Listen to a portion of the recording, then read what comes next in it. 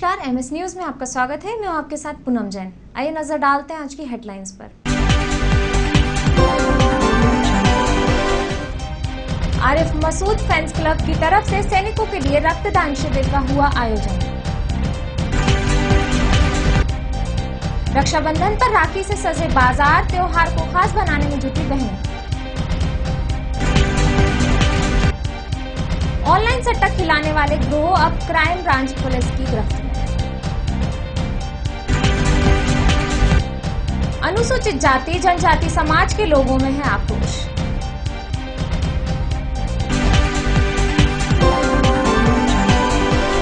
अब बढ़ते हैं दिन भर की तमाम खबरों की ओर। भोपाल में आरिफ मसूद फैंस क्लब की तरफ से सैनिकों के लिए रक्तदान शिविर का आयोजन किया गया। देश में गौरक्षकों द्वारा बेगुनाहों का खून बहाया जा रहा है। इसके विरोध में ओल्ड आईपीसी बिल्डिंग बाबे अली शाहजहानाबाद रोड पर शिविर का आयोजन किया गया, जिसमें सैकड़ों युवक युवतियों ने देश की सीमा पर तैनात सैनिकों के लिए खून दिया। इस मौके पर प्रदेश कांग्रेस के पूर्व प्रवक्ता आरिफ मसूद ने कहा कि हिंसक भीड़ के खिलाफ होने वाला यह एक अनोखा आंदोलन है। हमारी अपील नफरत फैलाने वाले उन चंद लोगों से है। हमारा खून सड़कों पर मत बहाओ, हम अपना खून दान करेंगे, जिससे सीमा पर घायल सैनिकों के काम आ सके। जिस तरह से पूरे हिंदुस्तान में गोरक्षा के नाम पे नाहक खून बहाया जा रहा है, तो हम लोग उस इंसानियत का पैगाम देते हुए आज यहाँ जमा है कि नाहक खून न बहाओ। इमरान प्रतापगढ़ी जी को हम धन्यवाद देते हैं, जिन्होंने आज जंतर मंतर पर एक गोरक्षा के नाम पे नाहक खून बहाने वालों के खिलाफ एक बिगुल बजाया। उसको आज भोपाल शहर में हम लोग भी ब्लड डोनेट करके ये बताना चाहते हैं कि हिंदुस्तान के अमन पसंद लोग इस चीज़ से खफा हैं, नाराज हैं, और वो चाहते हैं कि इस तरह तत्काल सरकार को रोक लगाना चाहिए। और जहां तक मैं समझता हूं कि ये सरकार के संरक्षण में चल रहा है। आज हम लोग अपना ब्लड देकर लहू बोल रहा है, आवाज़ पुकार रहे हैं और ये कह रहे हैं कि इस हिंदुस्तान में बेजा खून बहाना बंद करो। हमारा खून गरीबों को, परेशानों को, बीमारों को और तमाम इंसानियत पसंद लोगों के काम आए। ये खून हम खुद अपनी मर्जी से यहाँ देने को आज तैयार हैं।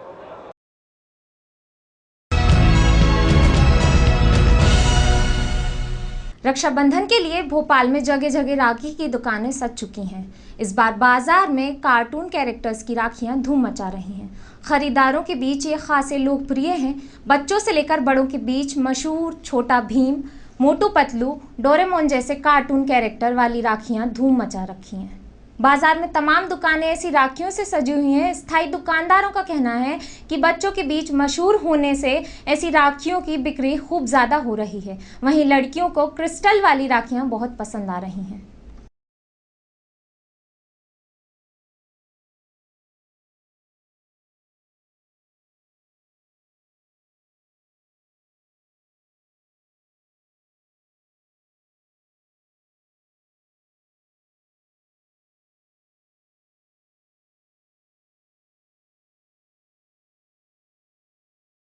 पहले से काफ़ी कुछ चेंजेस भी आ गया है अपने इंडिया में कि राखियाँ ज़्यादातर धागे की यूज़ की जा रही हैं। वैरायटी बाहर की जो भी आ रही थी वो बंद की गई है और अच्छा है कि भाई को धागे की ही राखी बांधा जाए।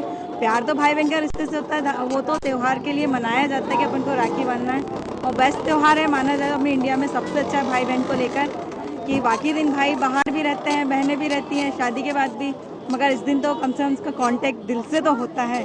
मोहम्मद हबीब है, मैं इसका व्यवसाय कर रहा हूँ। मैं 1983 से राखी का, मगर जो अभी तक राखी का इस बार जो माहौल देख रहा हूँ बहुत अच्छा लग रहा है मुझे। माहौल के अंदर मतलब लोग कह रहे हैं जीएसटी का असर, कोई असर नहीं लग रहा है राखी का। ना राखी में लग रहा है, ना मतलब ये पब्लिक में लग रहा है कि कुछ ऐसा होता है इससे कोई खरीदी कम करी है, बराबर खरीदी हो रही है राखी।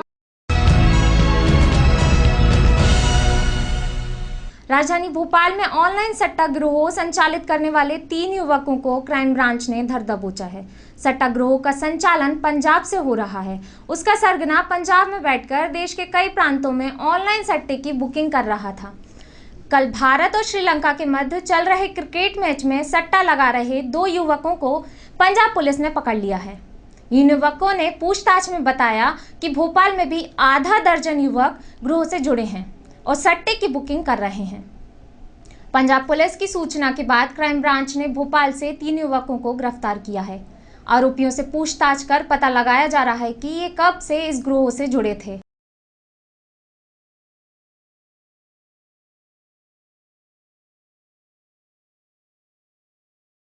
ऑनलाइन सट्टा खेलने वालों का एक गिरोह पकड़ा गया है, जिसकी कि साइबर सेल से इसकी इनपुट प्राप्त हुआ था और इसको डेवलप किया गया। तो इसमें यूएसए की वेबसाइट है, एक फाइन बुकर, इस वेबसाइट में अपना अकाउंट खोलकर और फिर उसके ज़रिए सट्टा लगाया जाता है। तो ये जिस तरह से कि ये जो हम लोगों ने पकड़े हैं जिन लोगों को, इन लोगों ने बताया कि ये इंद्रजीत अरोड़ा और कुलविंदर ये रहने वाले भटिंडा और दिल्ली के आसपास के हैं। इन लोग यहाँ पर आके और दीपक, आनंद और मिलन गुप्ता, इन्होंने ये ट्रेनिंग दी थी कि इसमें किस तरह से आप अपना अकाउंट खुलवाएंगे और किस तरह से और लोगों को इसमें शामिल करेंगे। इसके लिए ये लोग ये करते थे कि जो फाइन बुकर नाम की वेबसाइट है उसमें अपना अकाउंट खोलते थे और इस चैन को जैसे आगे बढ़ाते हैं, किसी दूसरे को इन्होंने मेंबर बनाया तो 3500 रुपये में इसका मेंबर बनवाते थे और उसके बाद में वो पैसा डॉलर में कन्वर्ट होके और उसके अकाउंट में चला जाता था और कुछ लोग इसको बिटकॉइन के माध्यम से भी खेलते थे। वाहन चेकिंग के दौरान शाहजहानाबाद पुलिस ने एक बाइक चोर गिरोह को गिरफ्तार कर लिया है। इनके पास से आधा दर्जन 2 व 4 पहिया वाहन बरामद हुए हैं। आरोपी पुराने शहर में चोरी की वारदात को अंजाम देते थे और कॉलोनियों की गलियों में वाहन को खड़ा रखते थे। आरोपी ग्राहक मिलने के बाद इन्हें औने पौने दामों में बेच देते थे। पुलिस पूछताछ में खुलासा हुआ है कि बाइक चोर रेकी कर वारदात को अंजाम देते थे। वह ऐसे वाहनों को निशाना बनाते थे जहां कोई व्यक्ति नहीं रहता था। आसपास घूमने के बाद एक झटके में बाइक का लॉक तोड़कर बाइक चुरा लेते थे।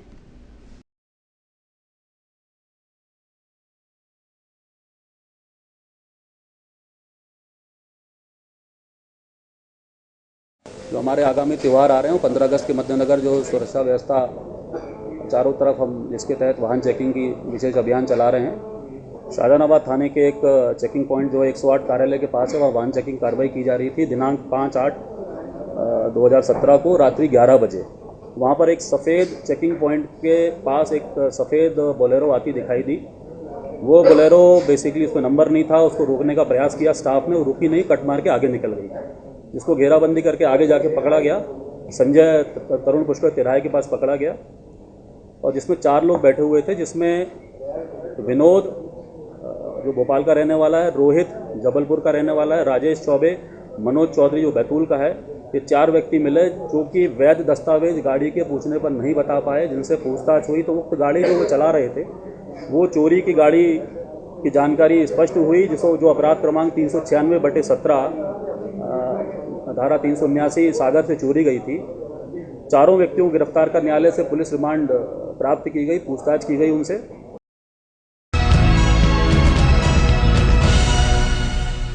राष्ट्रीय कांग्रेस के प्रवक्ता और राज्यसभा सांसद अभिषेक मनु सिंघवी ने आज प्रदेश कांग्रेस कार्यालय में प्रेस कॉन्फ्रेंस कर कहा कि देश की राजनीति दुर्भाग्यपूर्ण है। केंद्र और प्रदेश भाजपा की सरकार होने से लोगों में भय का भाव उत्पन्न हो रहा है। इसके साथ ही उन्होंने कहा कि सभी विपक्षी दल के नेताओं के घर सीबीआई के छापे पड़ रहे हैं, सभी चीजों की जांच की जा रही है, लेकिन मध्य प्रदेश में हुई व्यापम जैसे घोटाले को दबाया जा रहा है। सीबीआई इस घोटाले को लेकर क्यों सो रही है? इतना ही नहीं, उन्होंने कहा कि यह सरकार जो अपने आप को किसान हितैषी बताती है, वहीं सरकार किसानों के साथ दुर्व्यवहार कर रही है। उन्होंने कहा कि चुनावों के समय में किए हुए वादे मोदी सरकार ने अभी तक पूरे ही नहीं किए हैं।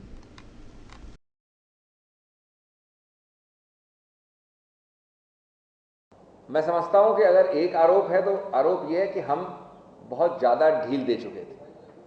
लोग कहते थे हमको कि आपको एक्शन लेना चाहिए, हम कानून में विश्वास करके एक्शन नहीं लेते थे जहां लेना चाहिए था शायद हमें।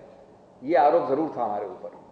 आज बिना आधार के कानून से हट के अगर किसी को हैरेस करना हो तो इस सरकार की सीखना चाहिए। ये बताइए मुझे कि क्या किस किताब में लिखा है, किस परिभाषा से आपको मालूम पड़ता है कि बीजेपी का हर कार्यकर्ता दूध का धुलावा है? इस देश में क्राइम, रुपया कमाना, गबन और गैर कानूनी काम करना सब लोग करते हैं। कांग्रेस बहुत करती है, सब पार्टियां करती हैं, लेकिन सिर्फ कांग्रेस और सब पार्टियां करती हैं, बीजेपी का कोई व्यक्ति नहीं करता। आज 3 वर्षों में आप देख रहे हैं किस प्रकार से द्वेष की भावना से टारगेटेड अटैक हो रहा है। तो ये देखिए, ये अभी सिर्फ इन 3-5 वर्षों की बात नहीं है, ये मध्य प्रदेश या दिल्ली की बात नहीं है, ये दूरगामी घातक सिद्ध हो सकता है हमारी लोकतांत्रिक गणतांत्रिक नींव की।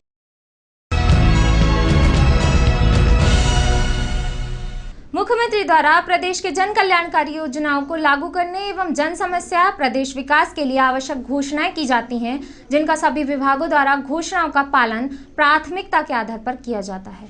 मुख्यमंत्री द्वारा अनुसूचित जनजाति वर्ग कल्याणकारी योजनाओं के आर्थिक, राजनीतिक, सामाजिक एवं शैक्षणिक विकास एवं वर्ग के उत्थान के लिए जो घोषणाएं की गई हैं, जिससे अनुसूचित जाति जनजाति का समाज आक्रोशित है।